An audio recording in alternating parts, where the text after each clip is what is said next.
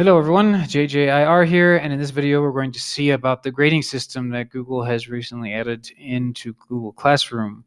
So if we go into a class here, you will see that there is now a new tab here right after people, and here you can actually change the grades of all the students, of all the assignments you have added into Google Classroom. So it's actually really nice because before you actually had to go into classwork and open up each of these to correct them. So you had to go in, view the assignment, and then click on each one here to set it up. But no longer do we need to do that.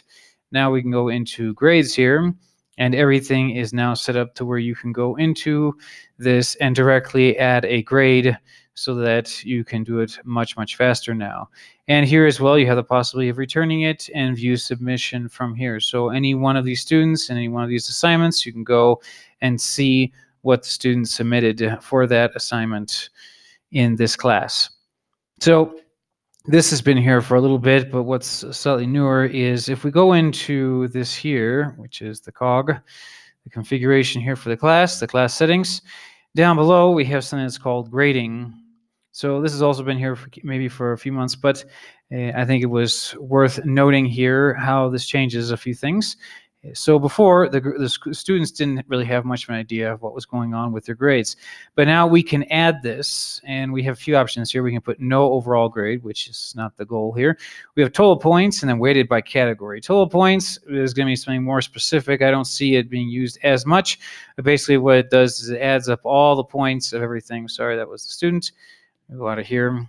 So it adds up all these points here, the 100, 100, 100, and all that type of thing. So not very useful in that case. So what's going to be more common is going to be this element here, which is weighted by category, and then show overall grade to students. We want to turn that on, and then we're going to put in the categories with percentages here. So we have tests and essays, and here I have essays as 70%, but you could just put assignments here as a normal thing.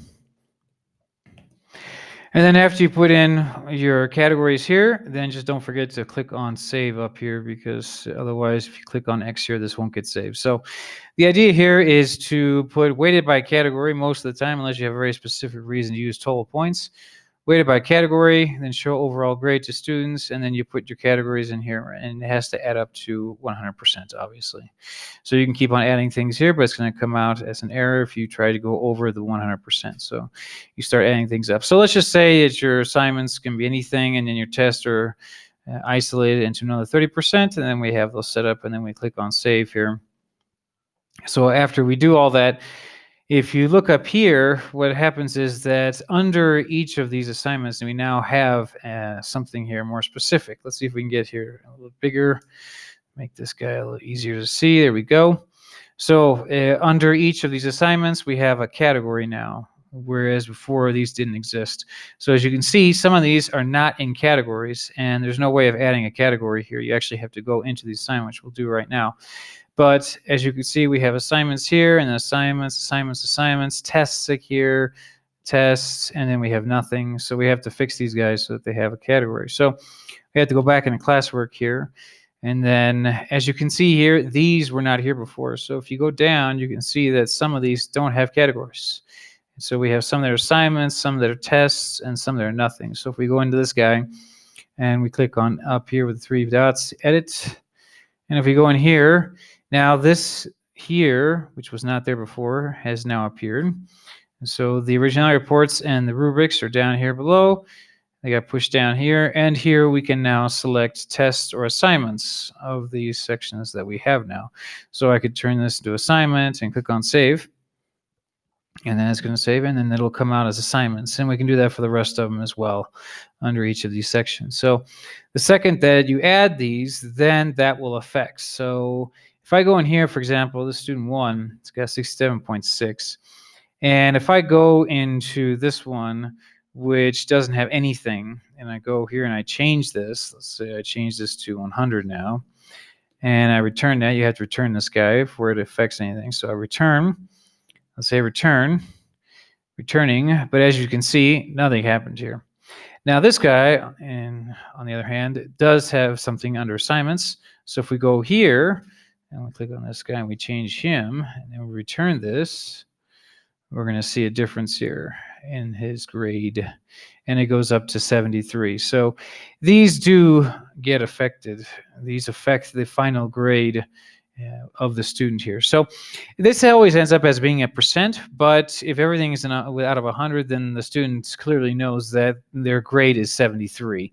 So if we go to the student here, and we go into classwork, we're going to see a thing that says view your work here under student. And when the student clicks on that, they're going to see this grade here. So let's see if we can refresh that and see what happens here. So as you can see, it changed to 73.2 after I refreshed the page. So that 73.2 obviously corresponds to this guy here.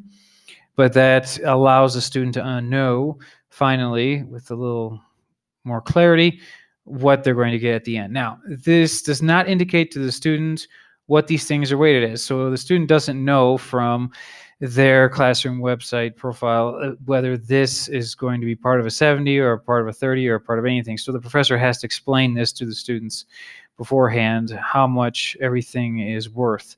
And obviously, each time an assignment's added, that means that everything that's here is going to be worth less. So if I have 10 of these assignments, and then I add an 11 and a 12 and 13, all that means that each of the assignments is going to be worth a little less, because all those have to be divided into the 70% for the assignments or the 30% for the exams, et cetera, et cetera. So keeping that in mind, you can develop something that allows the student to understand much more clearly how their grades are going, so not guessing at the end. And this also helps so that the students understand what they're doing during the semester. What many times happens is that, especially if a school uses paper, then many times the student doesn't know what's going on until the end of the semester or the end of the partial or in the period, or whatever you have set up for your school. So the idea here is that the student understands exactly what's going on during the semester, and there's no surprises at the end. This will also help the professors also find out on much more quickly if a student needs help and things like that, which is also very useful. So my suggestion is to take advantage of this now and add the categories for the grading system, add the percentage that you need that help you to do this better for yourself and for the students, so that it's much easier for everyone to understand how the grading system is set up, and that reduces confusion and tension and everything else during the semester as well. So I hope this helped. Please take advantage of it. If you like this, give a thumbs up, subscribe. If you have any comments or questions, put them in the comment section below. I'll be more than happy to look at those and see if I can respond to them in the time that I have. Thank you very much. Take care.